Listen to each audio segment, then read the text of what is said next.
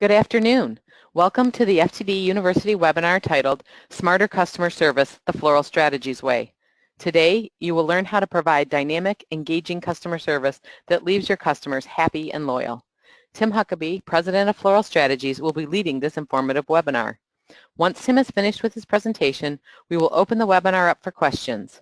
If you have a question, simply type it in that question box on the upper right side of your screen. Please feel free to submit your questions during the presentation, and we'll just hold them until the Q&A portion of the webinar at the end. So without further ado, I'd like to turn the call over to Tim to begin the webinar. Tim? Thank you, Janet, and thank you to everybody for taking some time out of your afternoon to join us today. I promise to make it worth your while.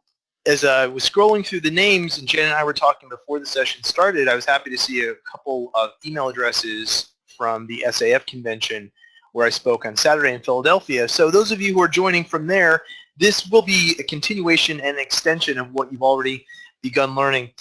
So let me, first of all, introduce myself to you and take a minute to tell you about my background.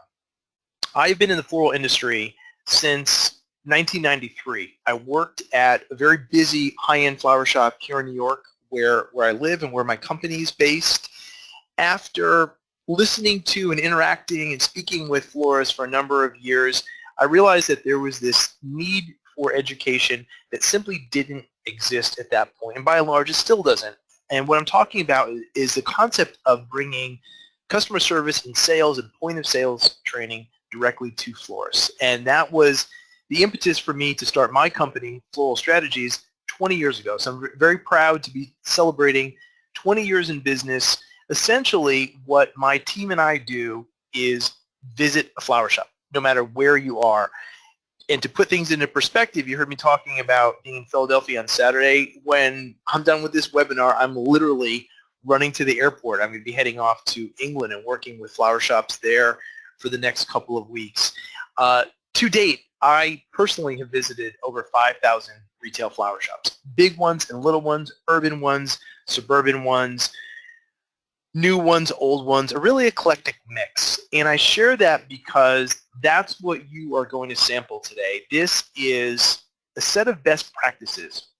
It's a combination of customer service philosophies and principles that I was taught long ago, as well as what I've seen in my travels, things that work really well and things that the best, the brightest, and the smartest flower shops do. So we've got a lot to cover, and we're going to begin with an overview.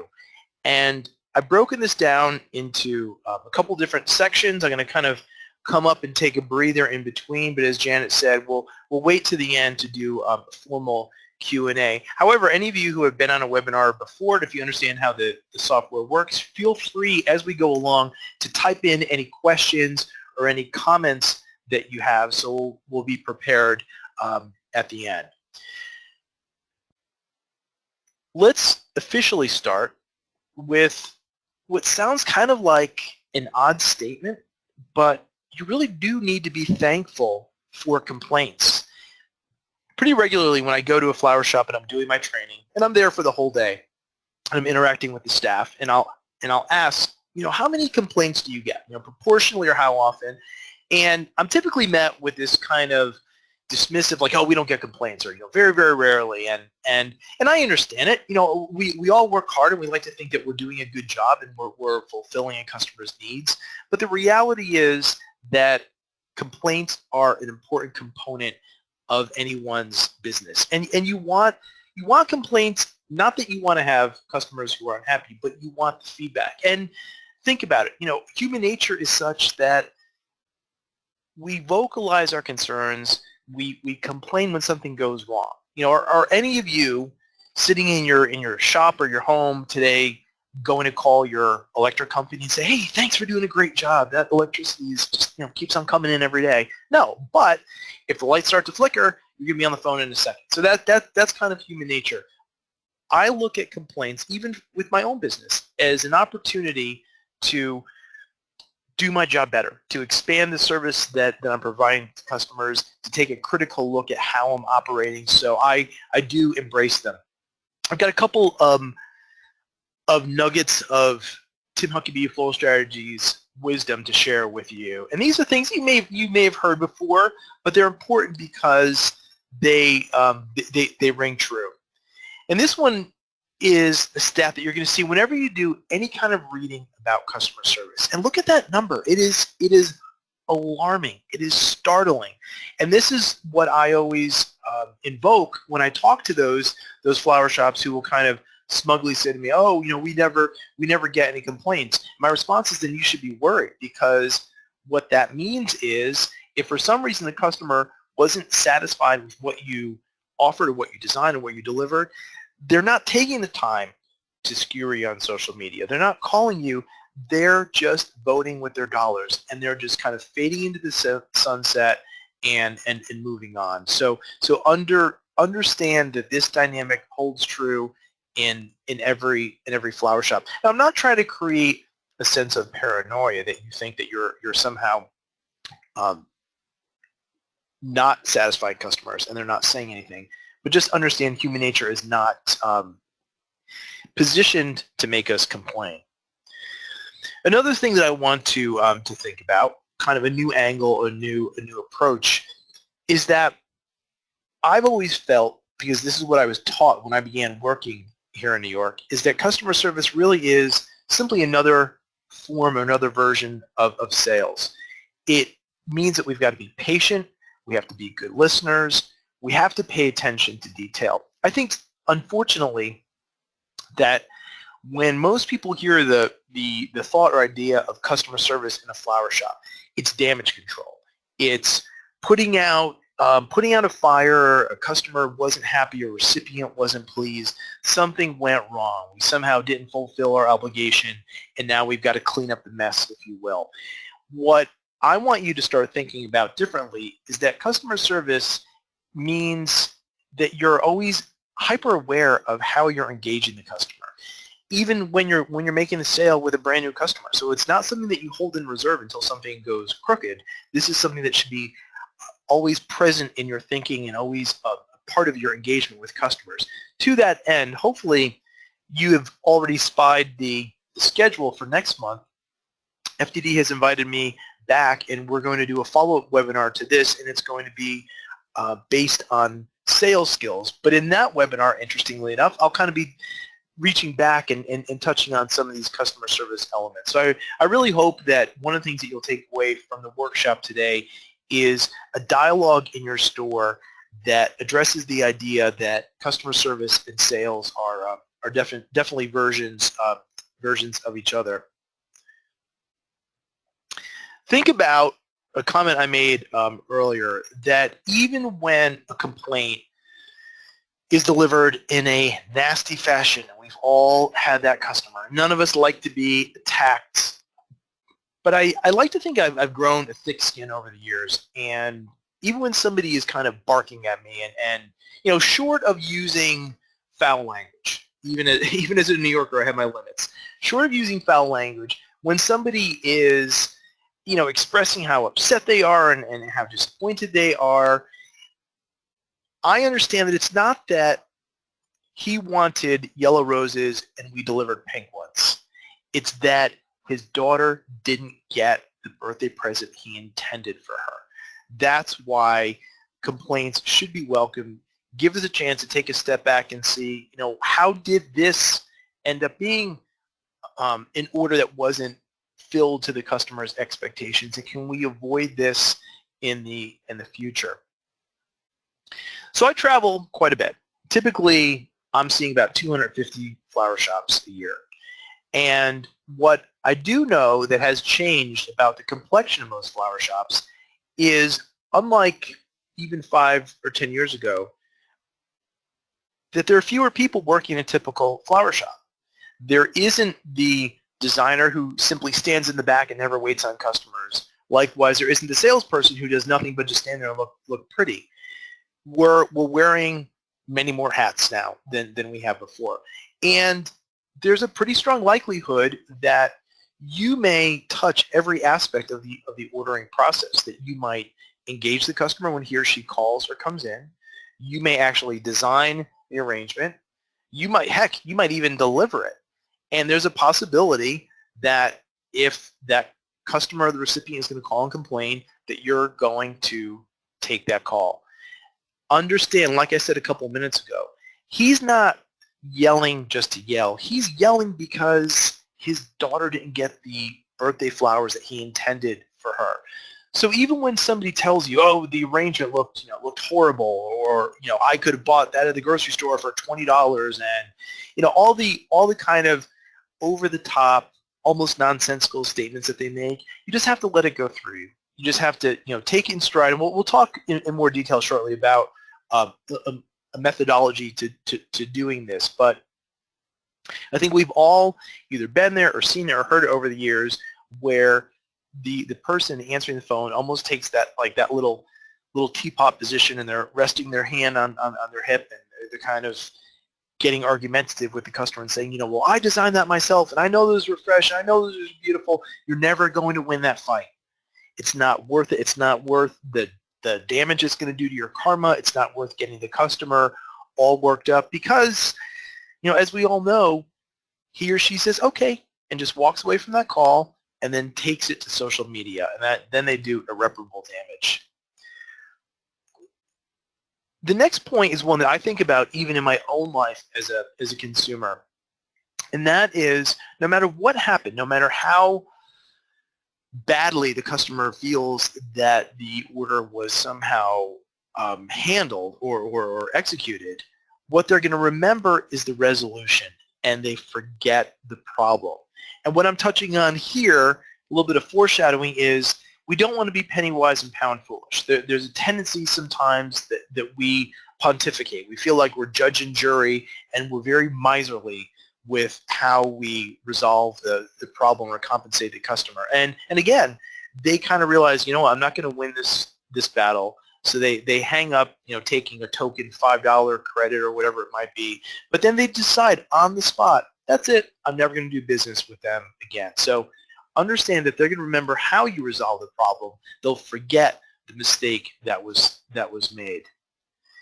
And we all know, it's not even food for thought. It's actually it's a fact that if you don't handle customers well, if you don't resolve the situation to their liking, they'll have the last laugh. They'll have the last word. Not only will they just go away, they will retaliate with their keyboard. And I'm sure everybody on this webinar today has encountered that. A customer gets all hot and bothered and takes their drama to social media, and just the disproportionate amount of time and energy that you're going to spend trying to rectify that, it's just not worth it. So I'm not saying that you should live in fear of customers, but understand that you really have to do a little bit more hand-holding than we were doing even 5 years ago, because we don't want them to turn around and take it to the internet.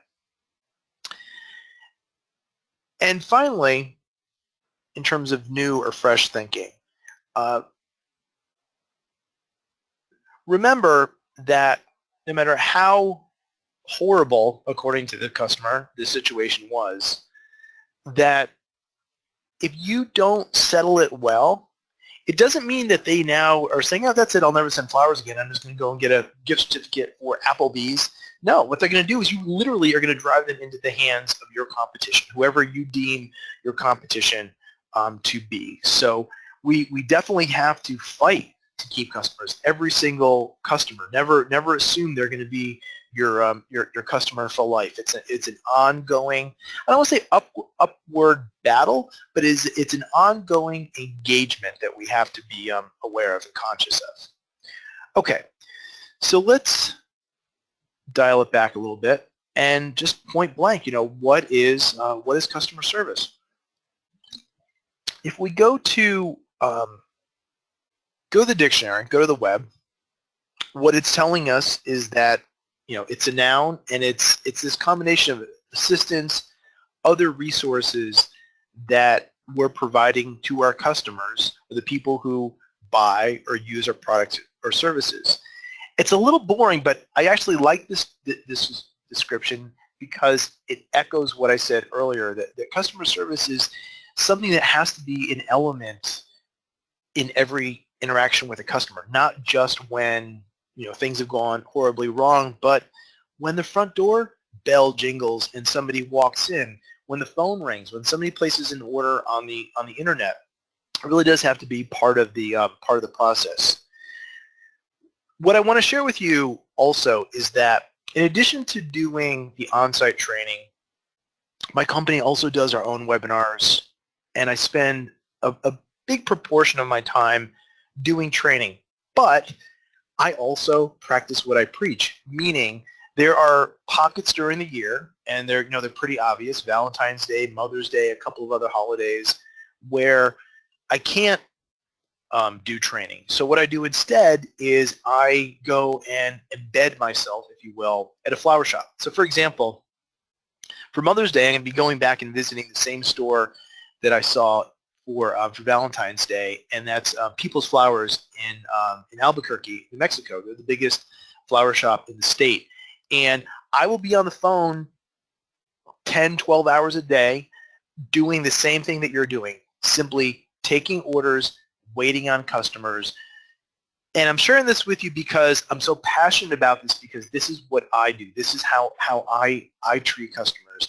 And that kind of leads into my next slide. And it sounds kind of, maybe second grade-y and kind of preachy, but it is true. Handle people the way that you want to be handled, the way that you would want to be handled if the tables were turned. In other words, giving them a chance to get it off their chest, taking a step back and making an assessment and understanding by reading the card message why the person is so hot and bothered, and then taking the steps to rectify. It'll make your job easier. It'll make the customer happy. It's kind of a win-win. To that point, I found a really interesting quote that I also have been sharing for years and years, and that is that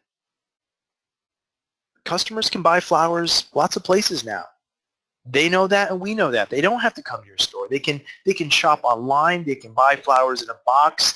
They can get them on the corner in certain markets. So it's important that we treat them well, because then they're going to be a more loyal customer. Hopefully, after following my tips in next month's webinar, you're going to get them to spend more.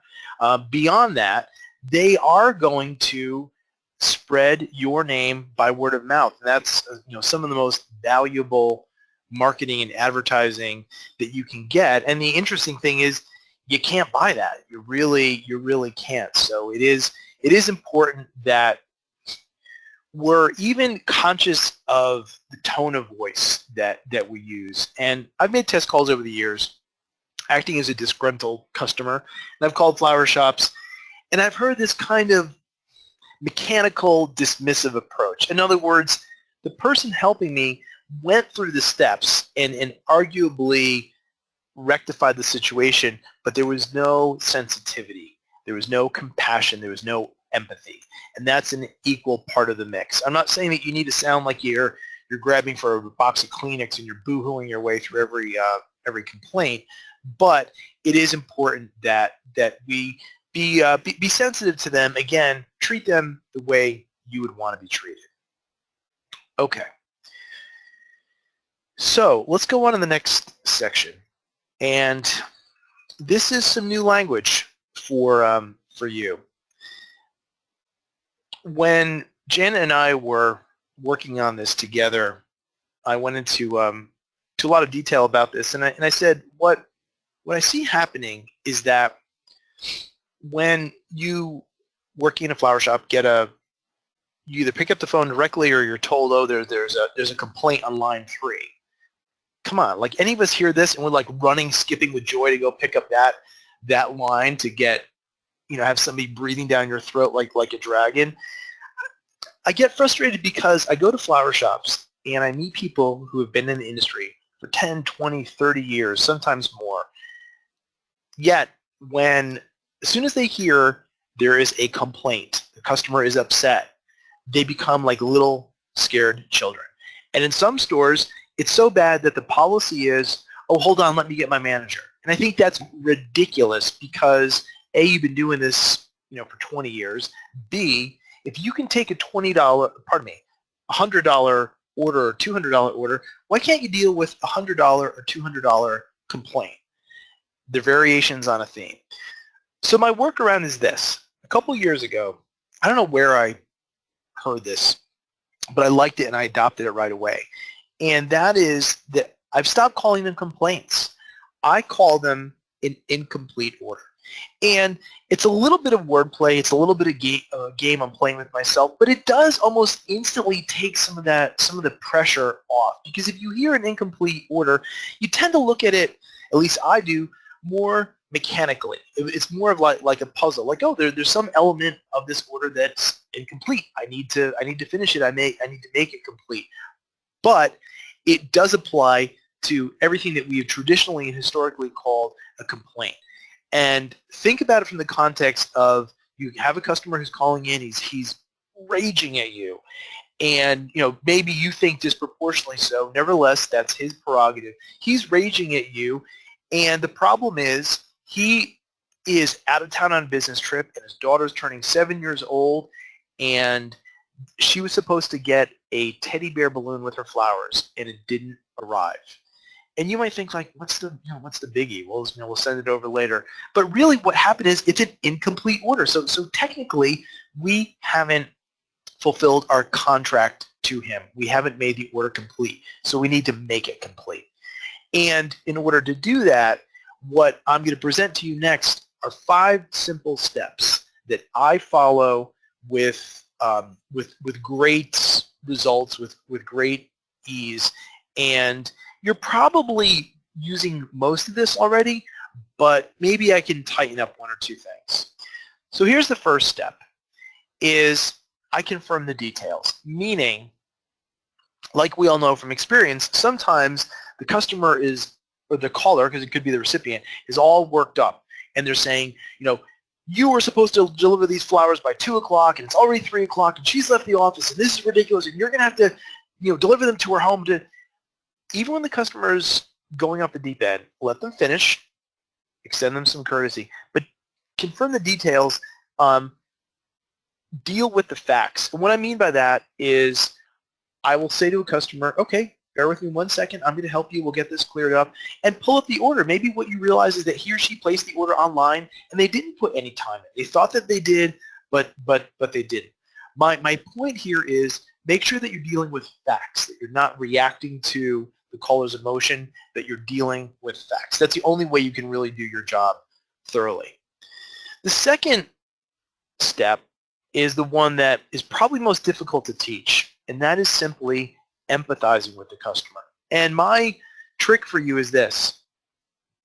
When I've got that customer calling in really upset because his daughter didn't get the balloon that's supposed to be with her flowers, I'll always beyond listening to him, I'll take a look at the card message. Maybe he says something like, Daddy's so proud of you, and I'll be home from Japan soon with a present for you. And I'll say to the customer, oh wow, it looks like you're missing an important birthday. I'm really sorry. And I will apologize. And when you acknowledge the card message, without, it's a fine line. You don't want to sound like you're snooping, but when you realize, oh, this is a big birthday, or wow, I understand, why you're upset. This is a big event. It sometimes takes the wind out of the caller's sails, and they're a little bit more practical, a little bit more pragmatic, because they realize now that they're dealing with a person. They're dealing with somebody who also has emotions. This isn't somebody who's just sitting in some windowless call center somewhere, banging out call after call. The next thing that I do is I take ownership. Simply put, I will acknowledge that we made a mistake. So I'll say, for example, I'm looking at the order and I see that you placed the order online. You clearly ticked the box for the balloon. We do have them in stock. I don't know what happened, and I apologize. It sounds simple, but customers really appreciate it, because I find, even in my travels, when I'm renting cars, when I'm checking into hotels, people are so quick to be dismissive and to blame somebody else. Well, I don't know what happened. I don't know why they did that. I don't know why it's not ready. But by saying to a customer, hey, yes, I see that technically the balloon should be there. and we didn't do it. And I don't know why.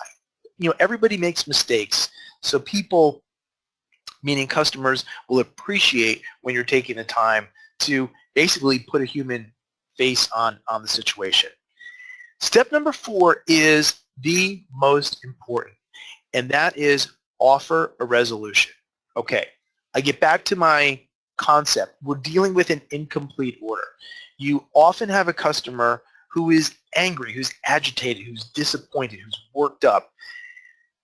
I feel you're making matters worse. I feel that you're literally stirring the pot when we turn around and then say to the customer, ask the customer, oh, what would you like me to do?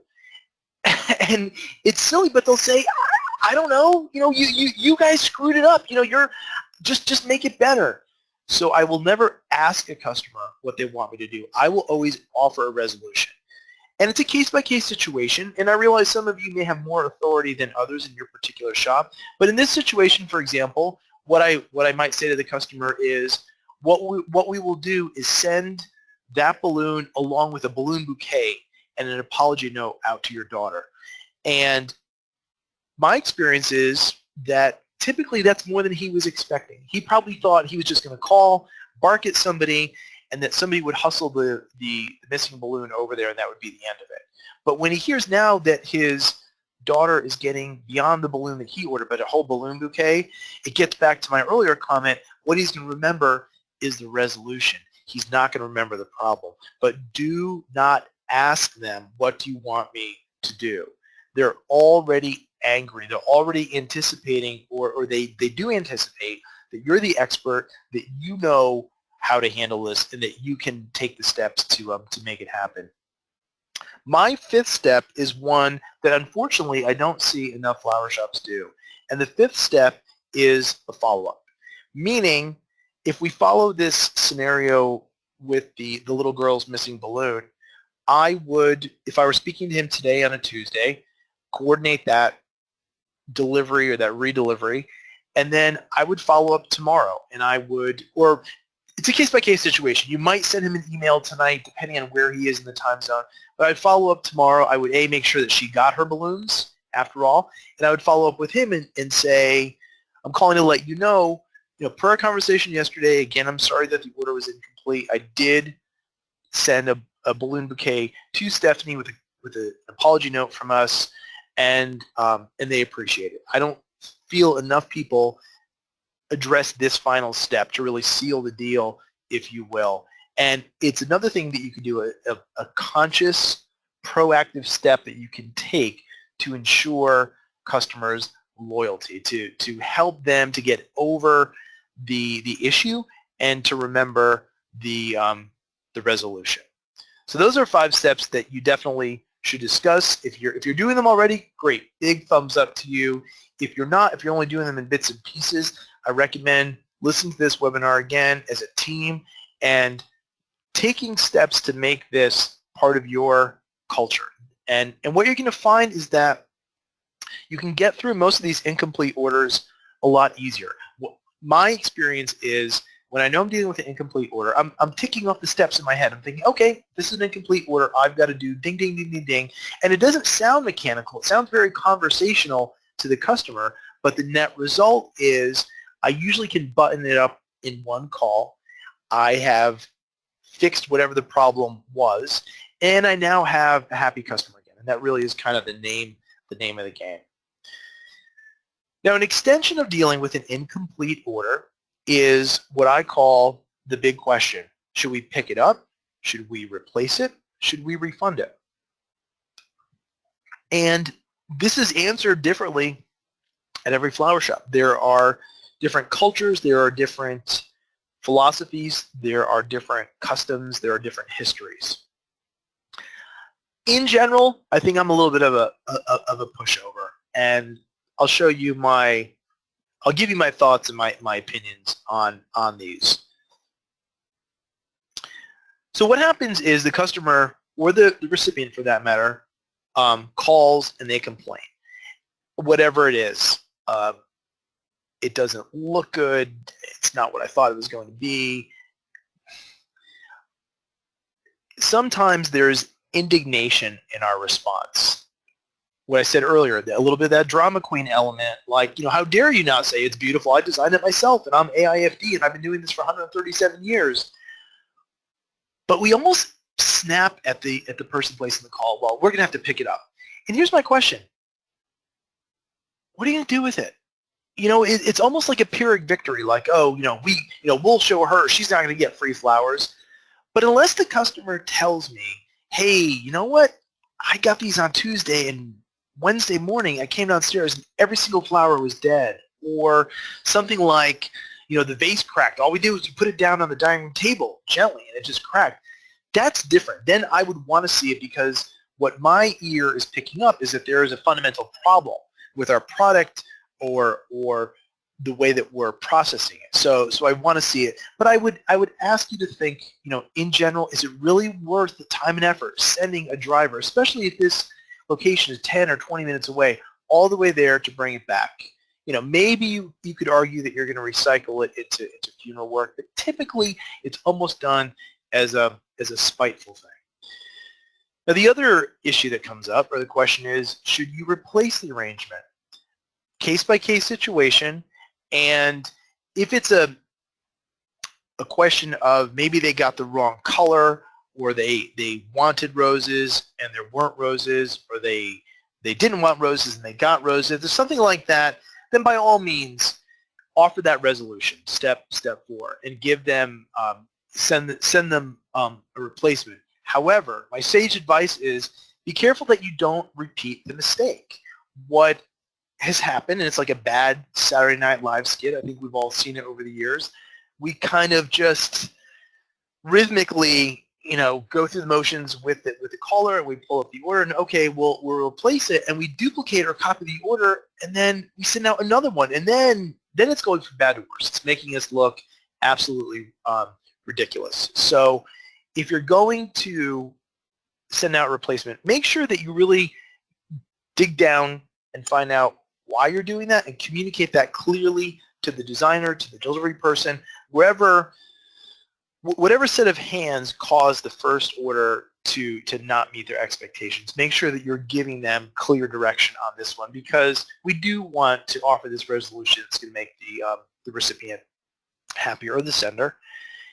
And then the final option is, should you refund the arrangement? And this comes up sometimes when a customer is calling 2 or 3 or 4 days later. So even in the best of scenarios, you take that arrangement back, it's going to be dead flowers. There's going to be nothing to be gained.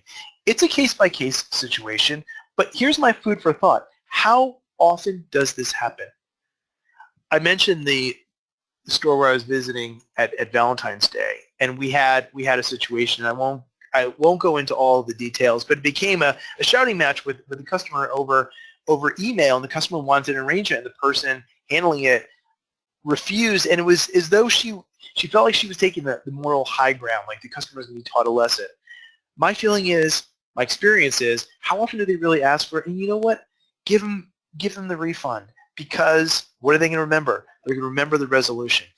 However, this is the hook I put on it. Because the customer asked for it or insisted upon it, or I just felt it were appropriate and they wanted a refund, I would give them the refund, but I would also combine it with the store credit, a little bit of a carrot, and say, okay, we're going to refund your credit card for the full amount, and I'm going to either email or send you a $25 gift certificate to use on a future purchase. It's an attempt to get that person back into the fold. And $25 isn't going to do much, but it might get them in the store, might get them to call, and then they're going to pay for the balance. Okay, next step is, the next section is the most common complaints and responses. There could be 20 most common complaints, but I chose these as the 5 that I hear personally, and then also I encounter in my training. And you're going to see that for the most part, my response to all of these is kind of the same. It's about just chilling out, keeping your cool, and just interacting with the customer, not getting defensive, and not pointing fingers or letting them feel that they somehow got one over on you. So this is one that everybody hears. customer thinks that they got ripped off. And what they say is it was poor value, it was too small. Interestingly, when a shop is following the sales principles that we're going to talk about next month, two very dramatic changes happen. Number one is the average sale goes up by about 20%. And at the same time, it's almost at a concurrent level, these kind of complaints disappear. And that's partly because when we're speaking to that customer on the phone, we're doing a better job of painting the picture and engaging them and helping them to understand what they're going to get. Because when you peel back the layers on this, the continuation of this conversation often is, it was so small, I thought it was going to be bigger. If somebody just told me I needed to spend more, I would have. And I cringe even saying that because that is just the scourge of our industry. We undersell, we sell from our own pockets. And it's 2017. Customers are prepared to spend more. We just don't let them. So of course, we're almost setting ourselves up for disappointment. So in this situation, when a customer says that to me, the first thing I do is I go back and I review the size. So for example, I might say to the customer, okay, sir, thank you for your patience. I've pulled up the order, and I see that what you ordered was one of our $50 small arrangements, which are meant for the corner of the desk or a bedside table. And almost every single time, the customer will say, nobody told me that. If somebody said it was going to be small, if somebody told me it was only going to be for the corner of the desk, I would have spent more. So what I'm doing is a little bit of foreshadowing, helping you to understand that it's critical to sell by size up front, because it almost eliminates these kind of frustrating calls that will come in from recipients and from senders. And then if the continuation of that call is that you have to replace or refund or all of the above, follow the 5 steps that we covered. Another common one is that there's something missing. And they say, my order is missing the box of chocolates. My order is supposed to have, yellow roses in the center of the design. My order is supposed to have this, supposed to have that, and it's not there. And I'll go through the steps. I'll empathize. I will take ownership. And kind of my blanket response for these situations is send the missing item and give them a gift certificate. And I'll just say to somebody, again, I apologize. I don't know why that wasn't included. Regardless, we're going to get X, Y, or Z delivered to your wife this afternoon, and I'm going to send you a gift certificate. Hopefully you'll give us another chance and we'll do better the next time. Oh, gosh, this is a big one, okay? We hear this all the time, and we hear this more and more often. My order doesn't match the photo. And that's a tough one, partly because customers have unrealistic expectations. And just for our benefit, I don't say this to a customer, but this is what I think sometimes. When you're driving on the interstate and you see that billboard with the Big Mac or the Whopper on it, gosh, it looks so beautiful and so amazing. But it never looks that way when you get to Burger King or McDonald's. But we don't complain about that. But a customer expects this perishable item to look exactly like the image. A case-by-case situation, the best advice that I can give you is engage in conversation. Follow those steps, discover what doesn't match, and maybe you need to offer a replacement. Maybe the customer needs to be educated about the substitution policy, but still offer a replacement. Like I was saying earlier, don't stand there and do the little teapot thing and say, well, these are our rules, and it clearly says that we can substitute yellow for orange. But you know what? If orange was his mom's favorite color, he's going to be upset, and that's why he's calling. So be prepared to do a replacement. Another one that unfortunately we deal with is the Frankenorder. The customer says the order that I sent out of town was frightening. It looked nothing like what I expected. The colors were wrong. The size was off. It was whatever their complaint is.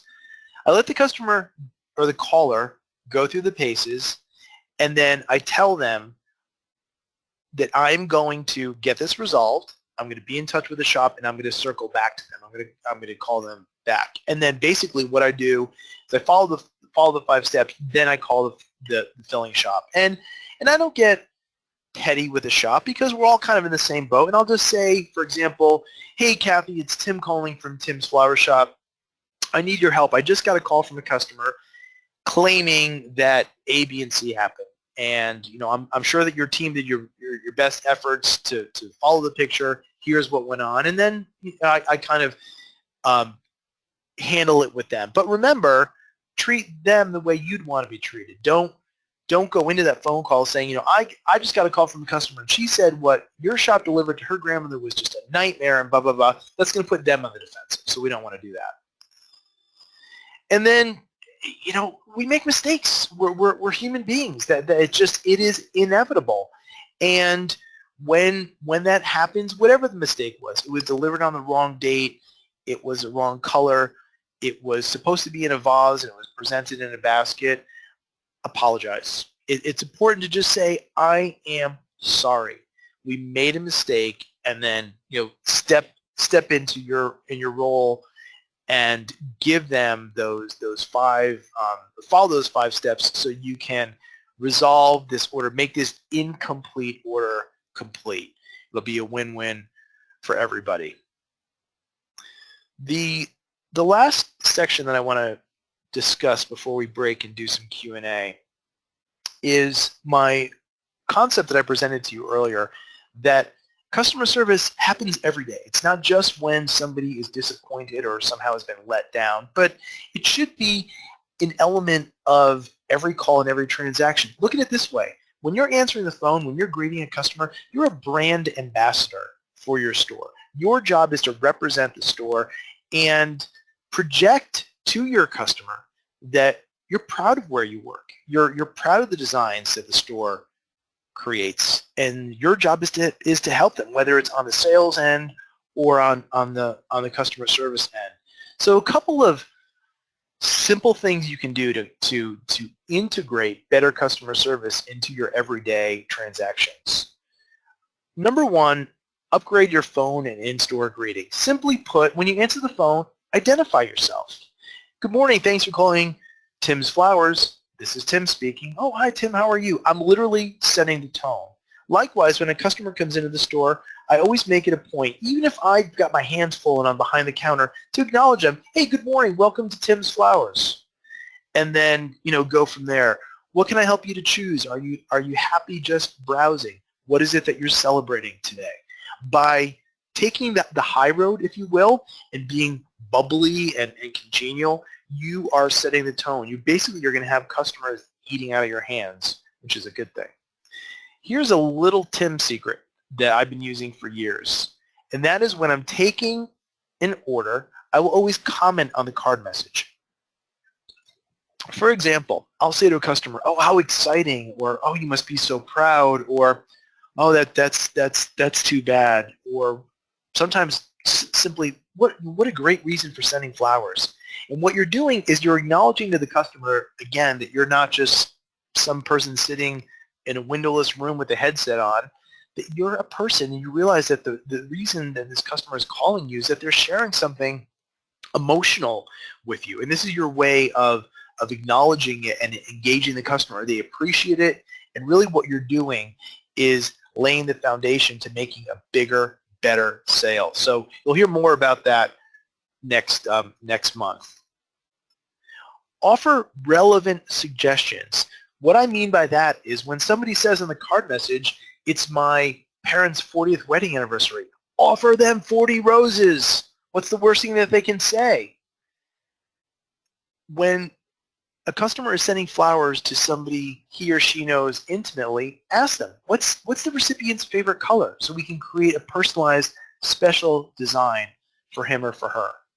When you take a card message and there is a whole list of names, say to the customer, if he or she hasn't given you a price or an item already, say to them, well, on behalf of you and the entire IT department, what I'd recommend is sending one of our larger green plans priced between X and Y.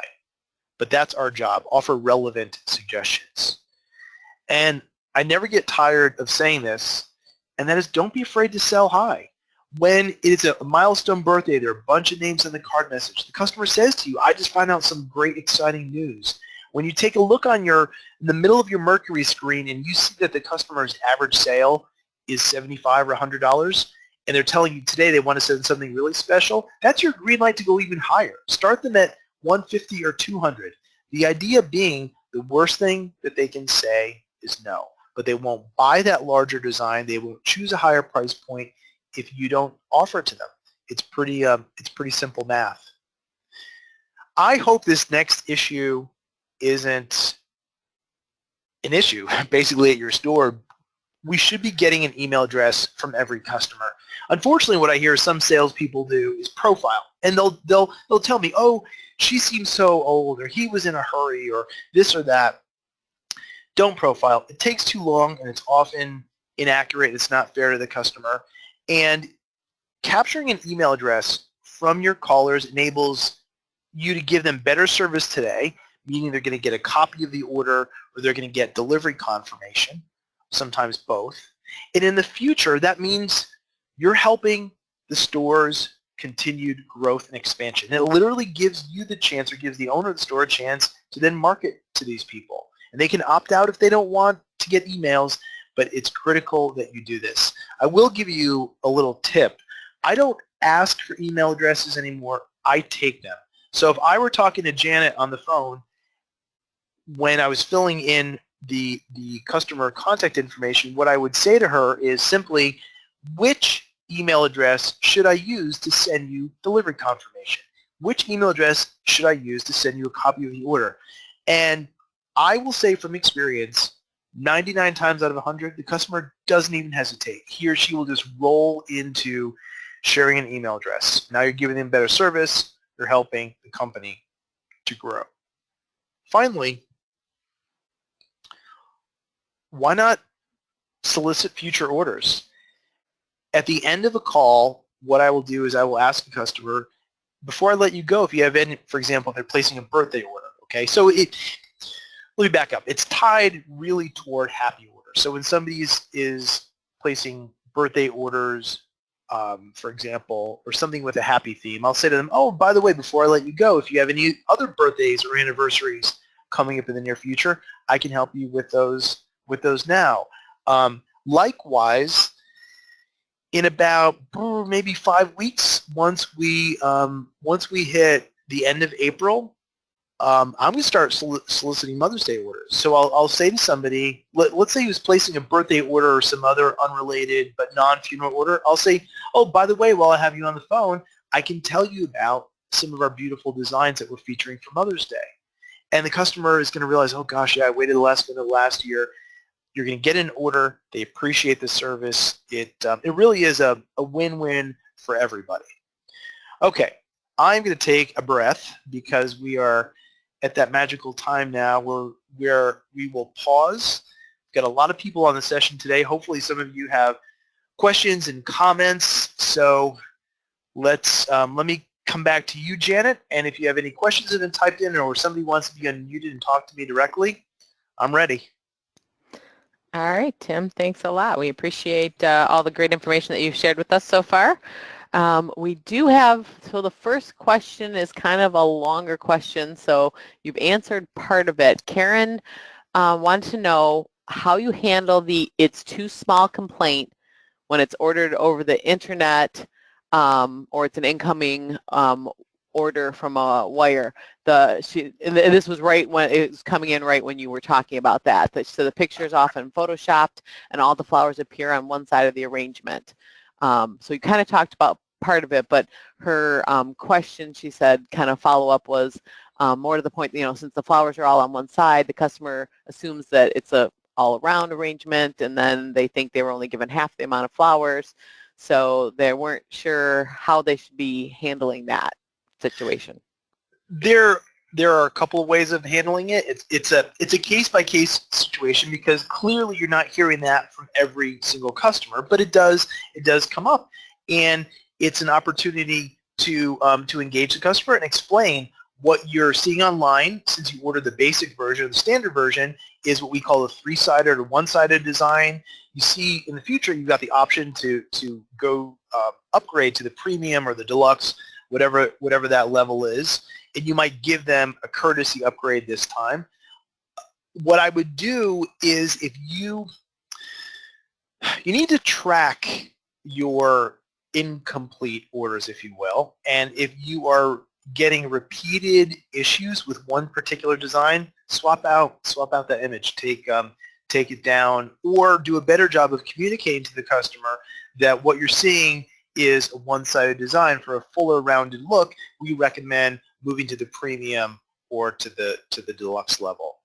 But it gets back to, I guess what you're alluding to, Janet, is that, yeah, you know, the Amazon.com world in which we all live now, we expect if we see something online, it's going to look exactly like that when it gets delivered to mom. And people are forgetting that it's a perishable product, and it changes. So sometimes you've done a great job of designing it. You filled it exactly to spec. You know, every item that is given in the FTD menu is represented there, but maybe the lilies that you were using were so fresh that they hadn't opened yet. So the customer had this perception of it not looking like the image. But in short, it's a case-by-case situation.